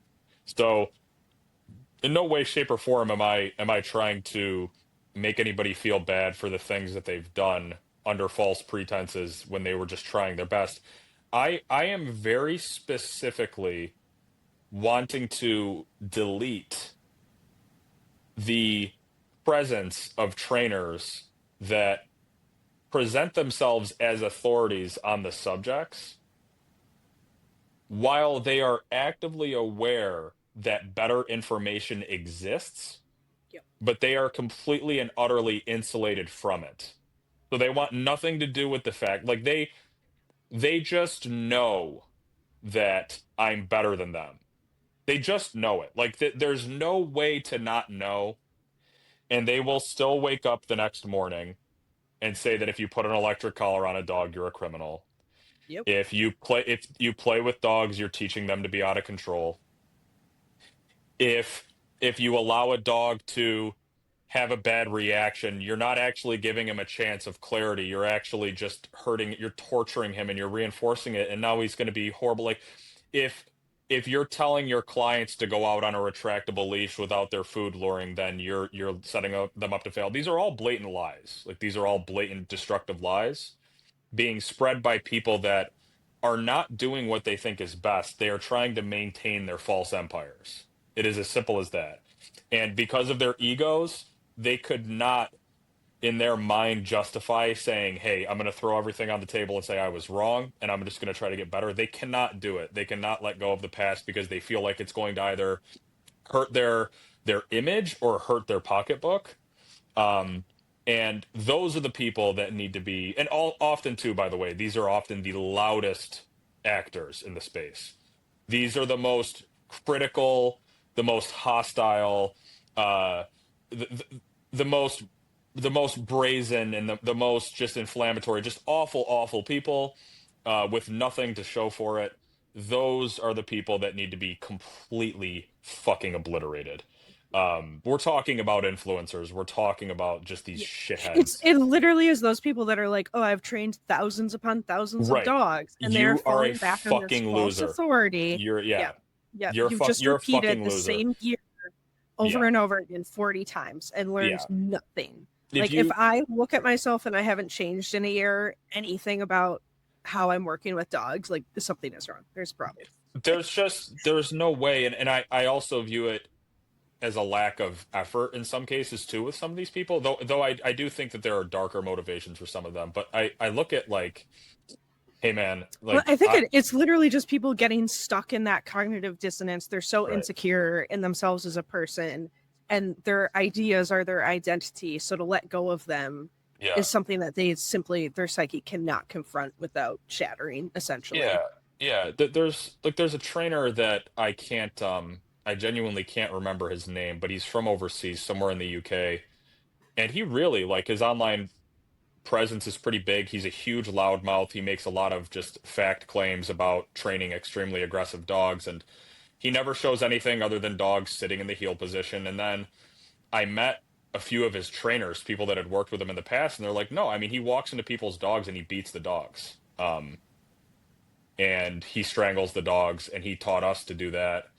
And the dogs live in command for the rest of their lives, muzzled, and they never get to experience anything or experience any freedom. And we call them rehabilitated because they're not biting anymore, but it's because they're like locked down. You know what I mean? So a guy like that, I messaged him because he was being a fucking, I'm not going to say it. Um, he was laughing about play, and like you're a bad person. You know what I mean? Like because you know what you're doing to the dogs, right? And more trainers are playing with dogs, so I know that you're seeing what those dogs look like. Um, so if you're going to continue to spout that, like I think you should be fucking humiliated. You know what I mean? So if you're one of the trainers, like I'm talking to the people that were taught by him, they are not they eventually figured out like, hey, this is wrong and there are better ways, and they moved on. You know what I mean? If Yep. you are actively trying to find a better way, Yes. this is not We're for not you. talking to you. It's yeah, Yeah. this is not for you Yeah. at all. Yeah. Everyone knows the type. I hope everyone can tell the type of people that we're talking about. Yeah. Um, Yeah. Well, and I think what's a shame is that the people that are trying to change and are trying to do better, like they almost are so open to criticism sometimes that they take it too much to heart. yeah, yeah, yeah. Um, No, for sure. like that's the kind of person that I'm trying to talk But to and say like, I still hey, want you're them to fine. feel guilt. I still No. want them to feel Yes. guilt, but Yes. it should be a Yes. motivational guilt. Yes, like the guilt of the way that I treated my first two dogs drives me to be the trainer I am today. Yeah, Like I for will sure. never treat a dog like that again in my life. And if I find Yes. myself doing that, like something is deeply, But deeply wrong. you would be insanely aware to even be like to be moving Exactly. 1% in that direction. And I know like Correct. I'm the Correct. same way, and I think that's Yes. it's useful as long as you don't let it like haunt you like Yeah. for real. Yeah. Like Um, that can't make you feel like you're a bad person that is right. irredeemable and should never touch But another dog again.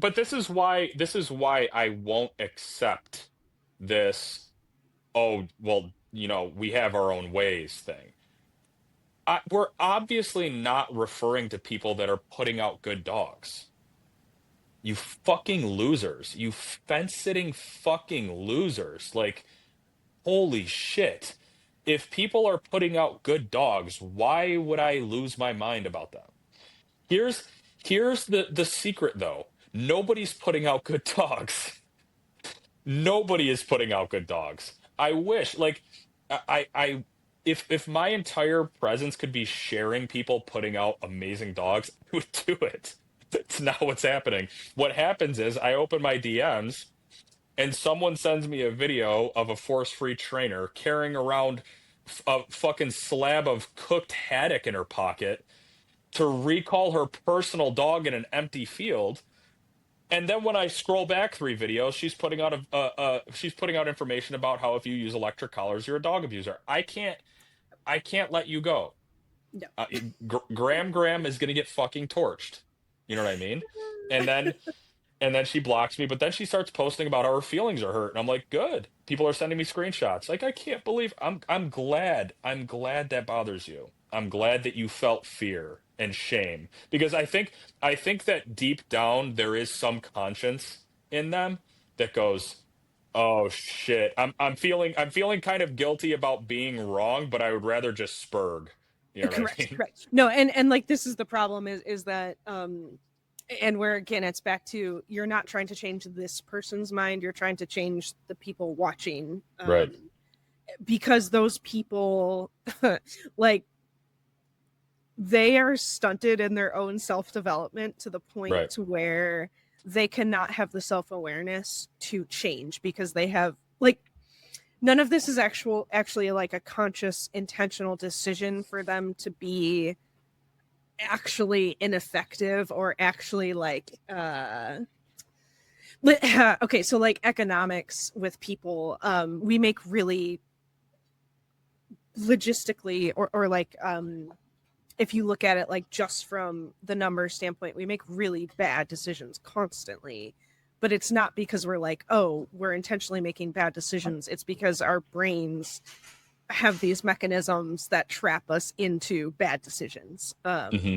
And coping strategies that once were adaptive become maladaptive because they were learned in a maladaptive environment and like so on and so on, right? So it's like these people get stuck in well, so there's also okay, so like let's say I had seen the training that I saw as a kid and I did go through the phase of I'm never going to use corrections again because tools are bad and yada yada.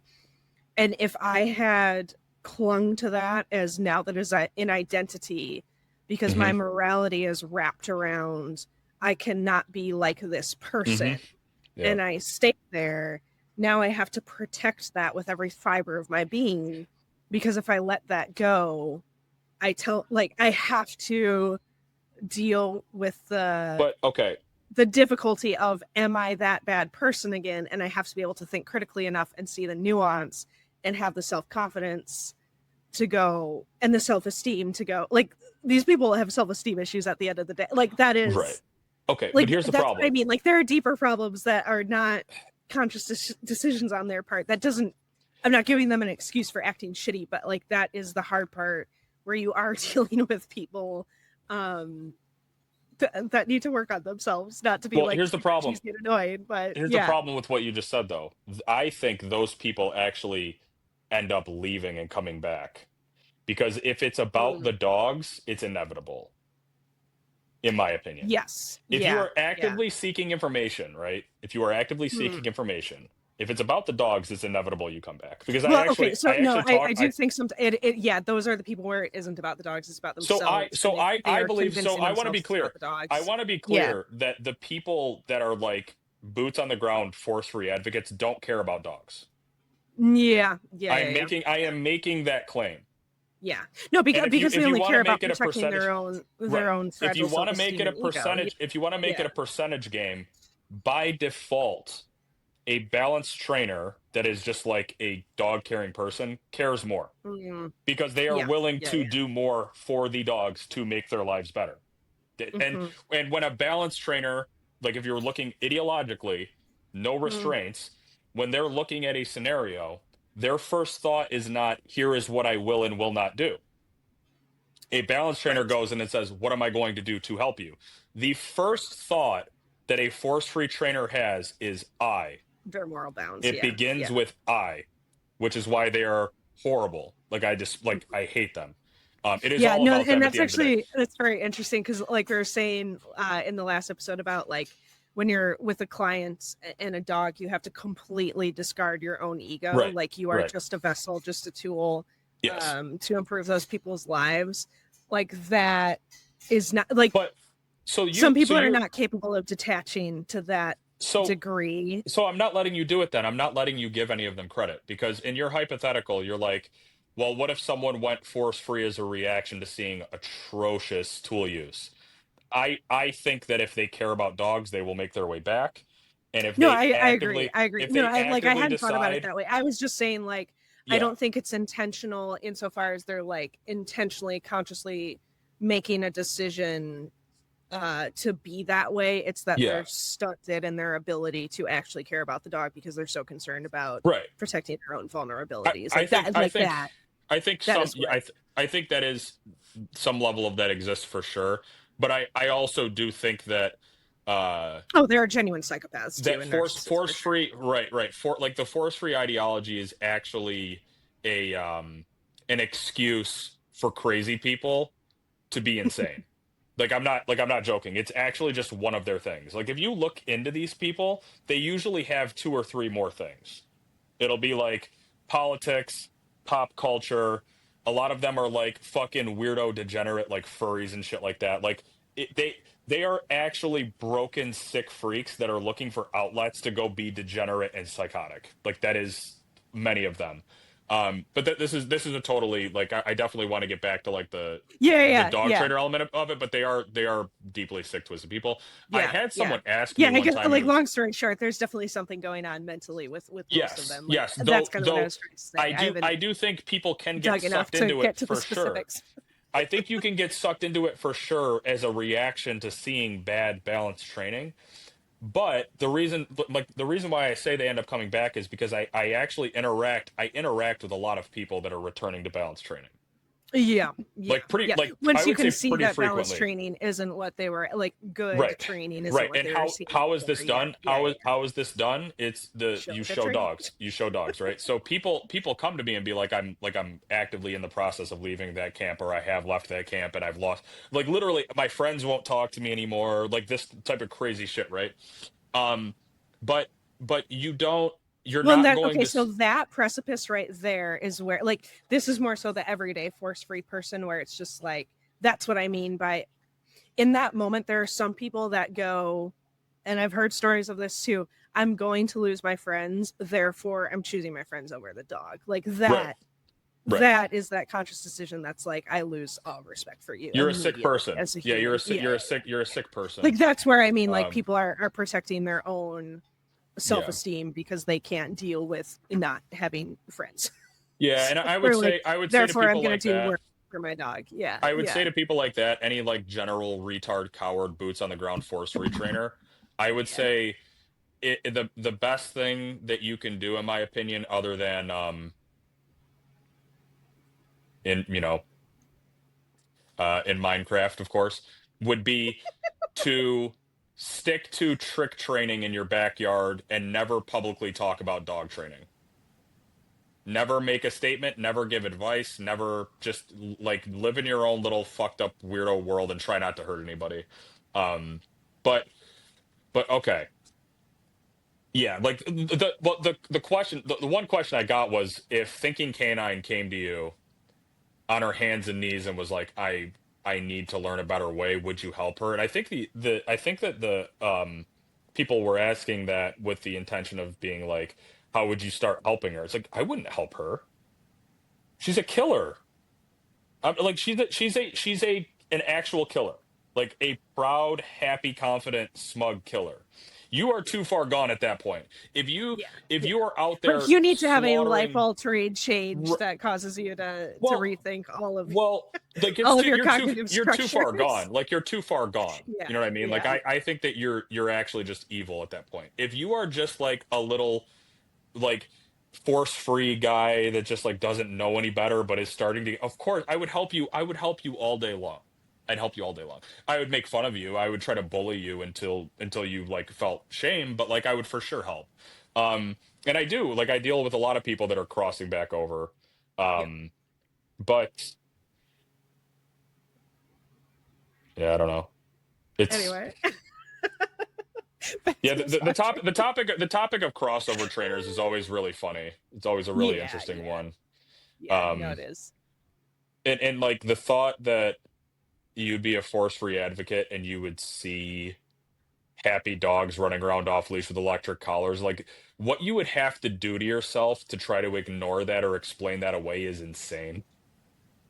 Like because like that's one thing that balance trainers do show. Like we need balance trainers showing more everything, but balance trainers do frequently show dogs running around off leash playing with electric collars on. And like you look at them and it's like those are just dogs playing. And like you, if I guess is what I'm saying, if I'm trying to convince myself that's not real, what would I say to myself? And I don't know if it's a power or if it's a weakness to be able to fuck yourself up enough to think that that's bad. You know what I mean? It's kind of like the guy punching himself in the face. It's like, and not getting knocked out, is are his punches weak or is his chin strong? I don't know if I could actually convince myself dogs playing off leash is bad. I couldn't do it. Um, you've got like the unfalsifiable, like, well, actually, it's learned helplessness, and the dog just learned Yes. uh, this A like behavioral play pattern. presentation. Yeah, Yes. yeah. It's just Yeah. crazy. All right, so Yeah. were there Um. No. any Okay. So what I podcasters? want to get back to before we wrap on the punishment thing, because I started talking about intensity, and that's what got me off Oh on the little yeah. tangent about people going way too hard. Hmm. So I think this is like another mistake. So the first mistake I think people make is non-contingency, which we talked about, and thinking it's contingent, yada yada. Another mistake though that's super common is not playing with intensity enough and just assuming that you have to go hard every time, all Hmm. the time. Hmm. And I think so, like, actually, an example I wrote down that actually just happened the other day. um Again, this is a super common one in sport dog world. Dogs get fired up in the crate, you pop a bark collar on them, they bark through it because you start at a low level with the setting of like the ramp Hmm. setting, so the Hmm. dog just figures out, I'm just going to keep spinning up. And I think, and they get caught almost in this like loop of regardless of what the perception ends up being, they get caught in this loop of like, I'm just stuck in this kind of hectic barking frenzy, Hmm. and don't realize that the e-collar stops when you stop barking. Like it just, again, like the contingency falls apart and yada yada. um so like that's kind of a little bit separate, but one of our club members has like a older puppy, young adult, whatever, and she's starting to kind of get a little bit stupid in the crate. um and so she was using the e-collar to stop it, and we are kind of standing there training, and she hadn't really like asked about it yet or anything, so I wasn't really thinking about it. But then she's like, and the dog is not like a hard dog, like it's a very normal, like 6 7 or whatever, 8-month-old puppy, whatever it is. And she's like, yeah, I'm like on 100 and she won't stop, and I'm like, wait, like let's back up a second, because like that's crazy. Which again, like totally normal. And it's one of those things where like, because the idea, like our human idea is always like, oh, if it's not working, just go hard. Like if you're not hearing Hmm. me, I should just see it, right? Like that's what we go to. um and I was like, hang on, like let's change this a little bit. And what I ended up doing was going and changing some other stuff too, but like going way down on, so like giving a punishment marker and then going to back to like between a 10 and a 20 or something. And like we'll see if this sticks the next time I actually see the dog, but uh she was quieting by the end of, I think it took like 2 or 3 times where I was like vibrate and then tap tap tap on like a very low level. Yep. And she's like, okay, I'm now getting this. Mhm. But what that made me think of is I kind of like the whole, again, the whole reason I started this tangent is people pushing their dog. And I think this happens a lot too, especially with impersonal corrections where you're only relying on um like whether it's an e-call or usually it's an e-call or a bar call or something, where you're relying just on the aversive to do the work and not really making it clear via social cues.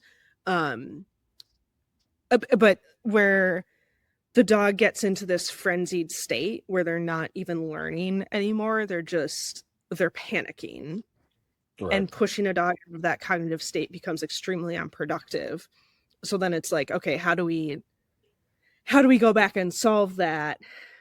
Because you're kind of stuck with either with the bark collar, and this is how a lot of dogs end up figuring it out, and it's fine, it works, but like it's to me not ideal, is the dog continues to scream until it basically runs out of energy. The bark Yeah. collar finally turns off and the dog is like, okay, I'm just gonna sit here and like they're just exhausted enough where they don't do it, and then they kind of figure out that, oh, this is Yep. contingent. um but I think you can do that a lot more simply by giving a punishment marker, stopping progression, etc. Right? Um, so like that, I think is another one where people just get stuck in. If the dog is not perceiving it correctly as punishment, they think that the reason the punishment isn't working is because of the intensity. And Yeah. oftentimes, I would say more often than not, you actually probably need to back off a little bit. If you Yeah. have felt yourself ramping up, you actually need to back off, look at your communication preceding the aversive, and figure out what's going on.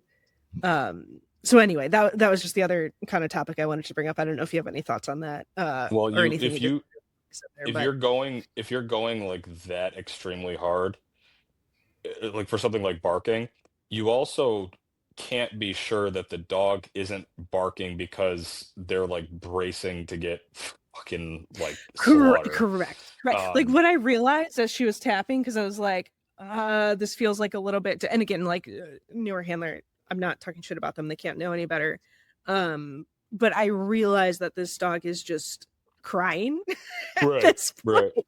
Like it right. changed from like, oh man, don't walk away. You're hanging out with other dogs and I don't like it, and complaining, to her actually being like, oh my God. And I was like, okay, hang on. Like the dog has passed I perceiving would, this the way that yeah, we like want to perceive it. I would, But and like that, like doesn't, people are just like, oh, it's just making noise. So it's right. like They're the just thinking misconception noise is that, generally, yes, like, is yes, just all, yes, yeah. yeah, Yeah, and and, like, but you be able that's to see back that to, nuance. like, with what she's been doing to the dog actually could just be, like, classically conditioning, and so now I would go back to what we talked about at the beginning, where it's like I would let the dog vocalize for a couple seconds and wait to see some sort of change in the eyes where, like, now the dog is, like, collected himself, and now we get on you. Um Yep.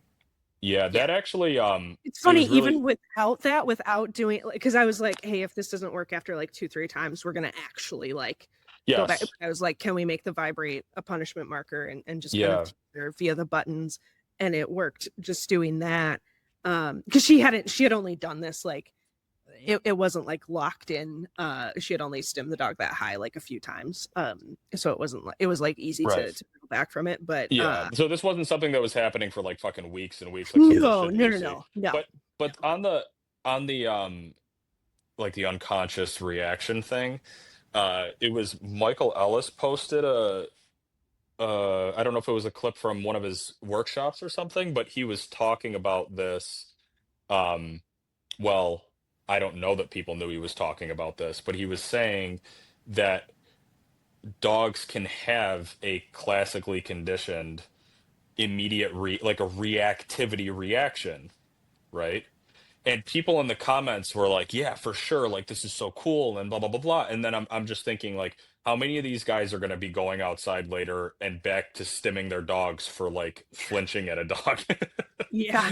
Like how many people, like when he says that, how many people are actually putting that into practical dog training relevance versus just being like, oh yeah, the seek is the stimuli and the fucking no. Like actually, I get it, but like, what does that mean in the dog's mind Yes. when you're Yes. What dealing were with you an issue? changing about your training? Right. What are Yep. you doing with that information?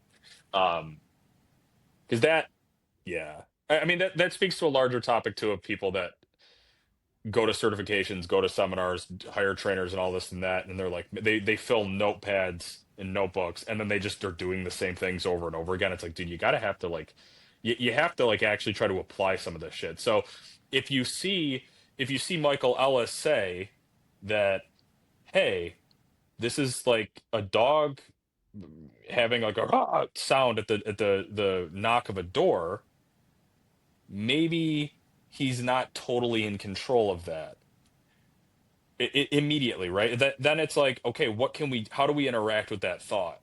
Now it's like, where do we go from here? You know what I'm Yep. saying? Yep. And this, Um, so that I think back to like, that's where if you're trying to punish that, it's going to be ineffective. So then you need mhm. to figure out, like, potentially to like tie this all together. What you need to figure out is, okay, what is the dog's perception of what's actually happening? Are they conscious of it or not? Therefore, can we create contingency or not? If I don't like that behavior and it's problematic, but I don't feel like I can create contingency, is there another way that I can bring contingency in? So if the dog is bark, bark, bark, and I go, hey, that's enough, and now he doesn't respond, now I can be fair about and actually give a true punishment event. And then, okay, if I'm giving, if I think I'm giving that punishment event and he's still in that like panicked frenzied mindset and you can see behind his eyes that like this is just not, and you're trying to go harder to get him back to cognitive, like that's probably not going to work. Like you need to figure out Mhm. a better way to set up the situation where you're actually like, because breaking progression is about breaking the picture but also about getting the dog to sort of reset their brain into a different moment. Like, I don't know, you can probably say that better, but like, Well, let's do the door knock. Let's do the door knock. So like, I mean, there's a million different things you could do, but if you were going to do a punishment protocol, you could have like the what you said about just teaching a silence and then either reinforcing or punishing not complying, like that's like one of the first things I would do because it just works. But like what you were like saying that's about the dog's perception, 99.9% of my clients because it's like right? they're just it's the yeah, it's But just the easiest, what most about the straightforward. perception? Like if you actually had a dog that thought the door knock was predicting like a home invasion, right? So now this is a perception issue, right?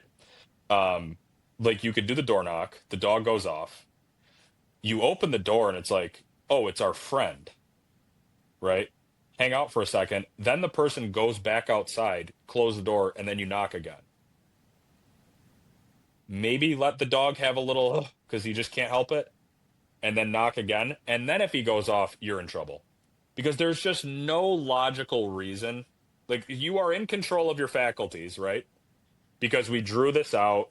I let you have your flinch, and then I just proved you completely wrong. Like that's not a home invader. You saw who it was. And now the knock comes and you had your flinch and now you're doubling down and now you're in trouble. Now in the dog's mind it's clear that like it's because of what I'm doing and what I'm doing is inappropriate because of the perception, the change in perception. You know what I Yep. mean? Yep. Um Yeah, for sure. but that's I probably wouldn't do it that way, but like you could do it that way. Right, right. Well, Uh what's tricky about that is it's really difficult to make that stuff stick with like dogs that are actually um Guarding, and it would genetically yeah, right. because I like UPS guy that's shows up why and it right. they're That's like, why I "Oh, now I wouldn't know brown truck is not friend and it's never That's door why I to door. He's wouldn't just a do delivery this crate." Yeah, unless yeah. it was like the only person that knocks at the back door is dad when he's coming home from work, and why would dad be knocking? Like it's a very niche, like weird scenario. But like hypothetically, it's the same guy that shows up at that door, and I never want the dog to bark at the door. That's like one way that I would do it. Um, but yeah, like just getting on the dog for that initial, like you're gonna be bashing your head off of a wall because the dog doesn't have control. Um, yeah, So that's an this is an interesting one. interesting one. Okay, so do you think there are some dogs where they have that moment of like, because I usually, like most dogs, I would say you can see the startle reaction and it dissipates Hmm. very quickly. And then cognition is taking back over in there. But I also do think, and not so much, usually it's not guarding, oftentimes it's like a little bit different behaviors, but like they're actually panicked. And they just cannot, like they stay in that panic state for longer than a few seconds. And I think that can be a tricky read, that difference between like honestly, I'm thinking of nail trims. Hmm. Like there's some times where the dogs are like, no, I'm actually terrified of the Dremel because it's making a crazy noise. And then there are dogs that are like, no, I just don't want this discomfort and I'm going to fight you. And being able to kind of tell the difference between those two and um, sort of like how I handle that would be very, very different. And I think that can happen with, and again, it's usually with guard, with sticking with a door example, it usually is a combo of a lot of different things that have happened. And um but you can see that the dog is like, again, like, oh, this is actually a home invasion. Hmm. And even if we let it kind of simmer a little bit, where it's like, oh, you make the decision, you have that startle reaction, you have that reflex, and then even though I think that that it's just dad walking in or whatever, in the dog's mind he's still really there. um like, again, I think that's just like another thing to think about when you're looking at the dog's perception, is like, are they staying sort of stuck in that mentality? mm, Again, I'm like being really bad with my words today, but like Ollie, I think actually is a good example. Like when you were evaluating him with the bite suit, um and he was actually like, holy shit, Hmm. this is crazy, and he was in that state of mind. Yeah, You never would have dreamed of punishing him that first time. Like the video I'm thinking 100%. of is So okay, like, so I know for listeners exactly. that don't know, it's like, Yeah, yeah, go ahead. I've known exactly what you were talking about since like the first sentence you said. I just wanted to be I very, swear, very sure. please But interrupt me. this is actually no, no, no. This is actually the reason you're having a hard time saying it is because I actually don't think there's any good answers to what you're talking about because Yeah, it's yeah. one of those things that's almost it feels You like an just have to feel it. intangible, like you have to Yeah, be there. Um, yeah. so when I have Ollie out and I'm meeting him, and we were out there for like 40 minutes, and he's attacking me pretty viciously, I would say. Mhm. Not truly aggressive. Okay, dude. Shout out to the show. But he's attacking me viciously. He's taking breaks from attacking me, but his mind never meaningfully changed. He Right. was in that Right. mental zone the entire And that's what I 40 mean by minutes. breaking progression Yes, too, with yes, punishment. yes. Yeah, So yeah, yeah. so even if I like, yeah, and he like stopped for a second, I can't tell you that he would actually be mentally surrendering that thought. And at that point, you're still operating in his delusion. Whereas like a punishment should genuinely bring the dog out of that zone. And if it does not, you could be doing more harm. Like just proving the you know, when people say, "Oh, if you punish the dog for doing this, you're proving him right." That's only if it's going poorly, right? So if I let's say, oh my God, this is a perfect example. Okay, this is actually exactly the right example. Okay. I trained this German Shepherd named Win, foster dog, extremely dangerous, very, very human aggressive. And I was trying to be a private lesson cowboy, and I was meeting up with them. And, you know, I evaluated her with bite gear. At this point, I didn't have a jacket. Luckily, she stayed mostly at my legs and then gloves a couple times. Um, but I met up with them maybe 4 times, and I would say since the third and fourth lesson, I was running the foster owner through punishment protocol Mhm. and going pretty fucking hard, right? Like really, Mhm. really hard. Because this is a German Shepherd that's like actually trying to like rip my She can legs do off, right? damage, yeah. Yeah, Yeah. yeah, and like this is the most challenging scenario possible, in my opinion, in dog training and pet dog training, where it's like severely human aggressive dog that hasn't been meeting people for years, it has to be adopted. So like this is like the worst scenario, right? Um, so we ran punishment, like serious, serious punishment. I want to say 4 or 5 times over the course of the 2 last lessons. And I told her after the fourth lesson, you need to just send her to me. We can't do this anymore. Because for whatever reason, and I haven't been able to figure it out, for whatever reason, no matter what variables we messed with the punishment, she was not surrendering. And I'm not saying physically surrendering because she would tap and be like, dude, I'm like, I won't, I'm done, right? But you could just tell she was still committed to the bit, like the joke. She was still committed to the Kill Dylan joke. So at Yeah, that like a point, dog can be rolling on the floor groveling and not right, actually changing their mind. And that it's a right, very rare case, but it right. happens. And And I think that's that's where it's it. like, whoa. It's been Yeah. extremely confusing to me, and it's been sort of a confounding, like a true mystery as to why that happened. Because then when I took her, we had one of the most successful rehab programs I've ever done. The dog literally is like 6 hours away. It was adopted. I don't know how many, like 8 months ago or something. Meets strangers in public, greets guests at the door, zero aggression. But when we were doing the lessons, I genuinely was like, can this dog be stopped? Like I don't know if she can be stopped because she is showing all of the signs of like, yo, dude, I give up. I swear, lol, it was a prank. And And that's I then think this is exactly what the asker of the question means, because so what I've when I've talked to her, this is kind of the impression I get from her dog is exactly mhm, what Win was doing. And it's very difficult online again to like give real advice, but yep, um I do think the dog is sort of play acting. yeah, And this is where the question is like, okay, is the dog just going, hey, it's still worth the aversive? And this is where it gets tricky because it's like she is, for all intents and purposes, doing punishment relatively cleanly, as much as a sort of average dog owner can. And the dog is still like, no, I'm just going to do it again. yeah, And yeah. that's really, really interesting because it Well, is a very rare case, but there are some of them. Yeah. Yeah. it's more likely the dog is pretending to give up. But I will say if it's a win scenario, I don't have any answers. Right. Well, and I I think so. genuinely, What's really, really tricky about it is I think the answer is in everything that's happening outside of that situation. And I've kind of come to this conclusion with like I do day trains, and I've found that it's extremely difficult to make lasting. So private lessons or board and trains is kind of what I'm honing in on, is like that is the most effective, because day trains become really, really difficult to make lasting impact because the dog is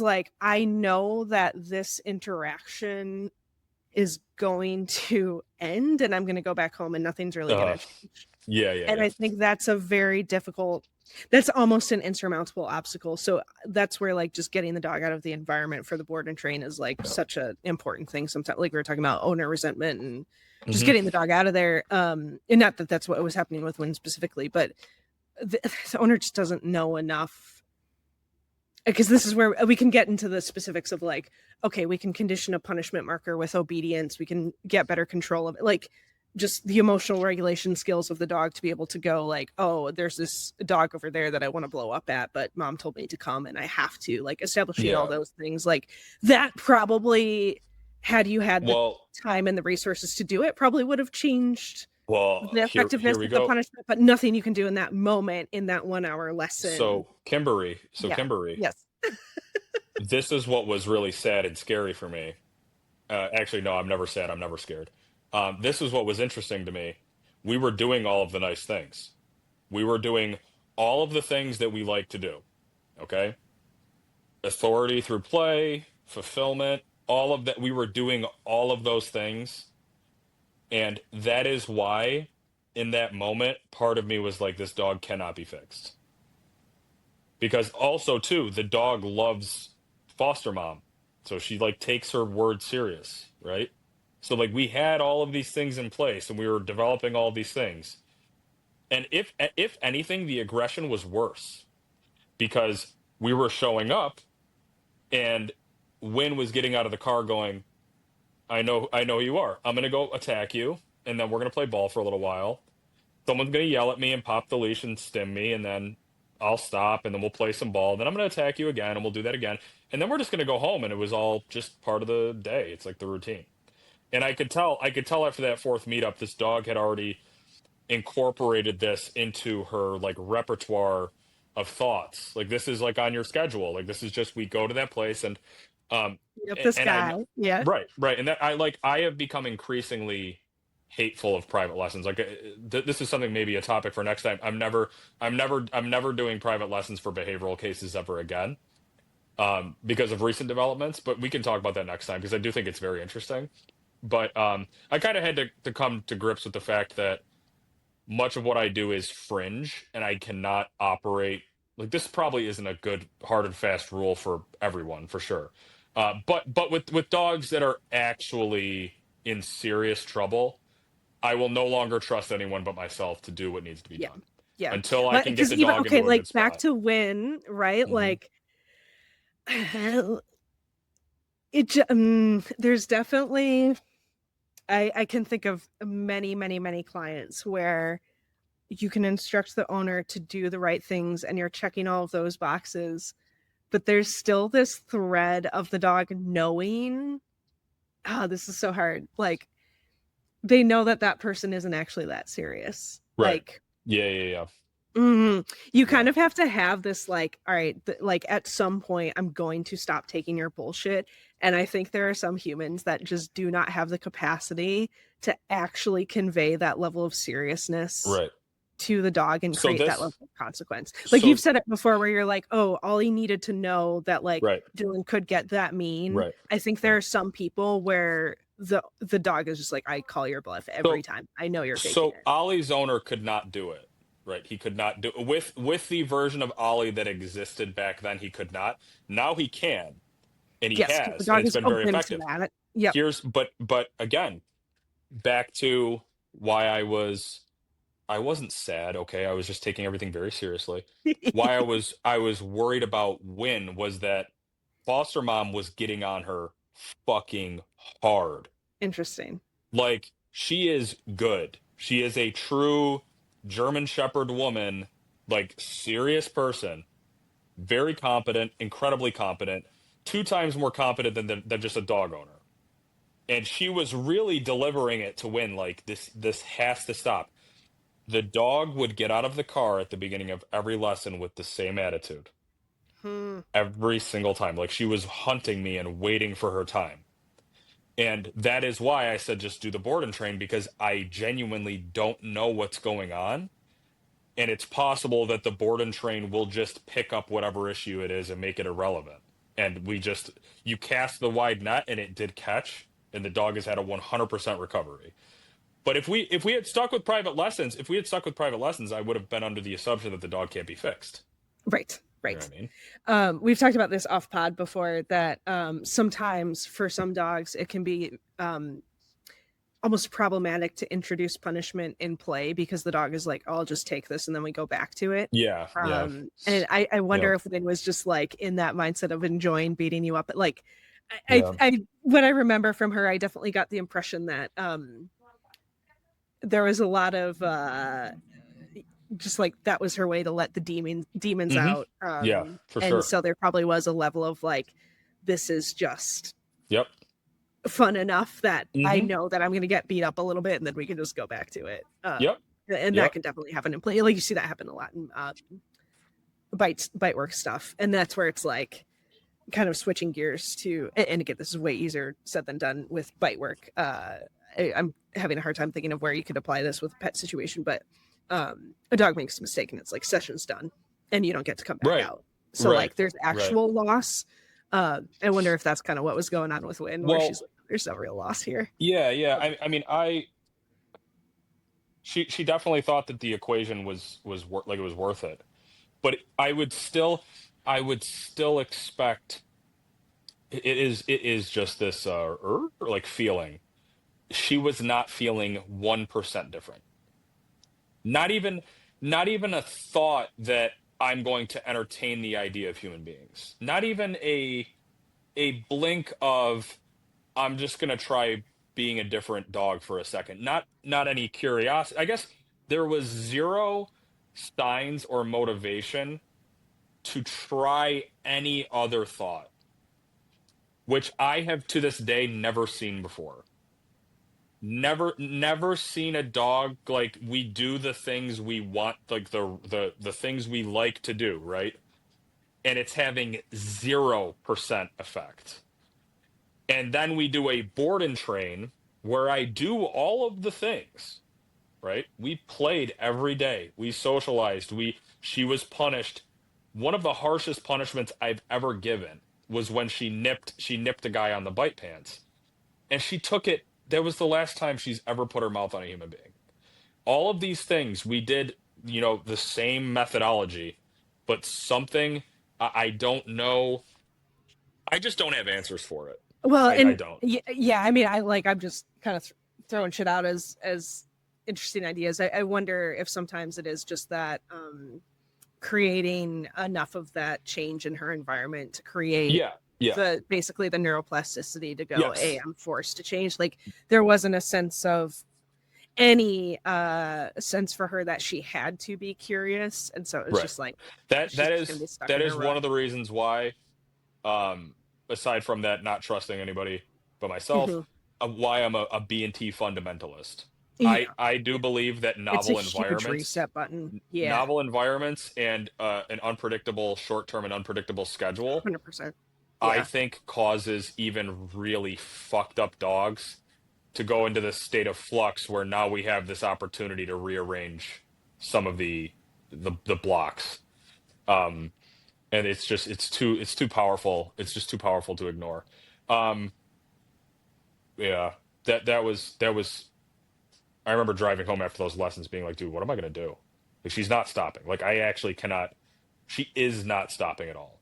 I think that the next thing, if we didn't do uh a board and train, was to drop her off for lessons just with me and have the foster mom leave, which I never do. To see if you abandoned her and the only option she had was me, would she at least think for a second maybe I shouldn't attack the only lifeline I have out here when we're out in the woods someplace I've never been? Like that type of thing. Yeah, that was, yeah. Well, we're Yeah. we're hitting like a Interesting. 2 hour mark here. Yeah. Yeah. And I want to keep. What's crazy is I said I needed to do a shorter one today, but I actually Yeah. would Yeah. want to keep going. I just can't. I know. Yeah. Um, Yeah. Yeah. yeah, because there's like a lot more. I'm doing this workshop thingy in Vermont this weekend. Maybe I'll have some content to bring to the pod for next time. Um, I've got some interesting dogs coming up. Maybe I'll have some content there. You've always got shit going on, and you have your finger on the pulse of the people. So if more people DM you questions or something, I'd like to go into that again. I like the Yeah. idea of Yeah. like listener submitted Yes. questions. I think that's cool. Suggestions. Yeah. Yeah. No, I need someone to send me a really unhinged, crazy dog, though. I've just had Yeah. basic obedience board and trains lately, so I'm kind of bored. So if Well, anyone has anything, yeah, yeah. yeah. Send them to Daredevil Working Yeah. Dogs. I wanna see, because like I know what you can do. I want to see on tape you with like a really I fucked know. up dog. I know. Um, Yeah. it'll be the people need to see it. I But know. it'll come. You Yeah. can't force Yeah. that type of thing. Yeah. But all right, yeah. Next week, Sweet. All right. Thanks, guys. Talk to you peace later. out.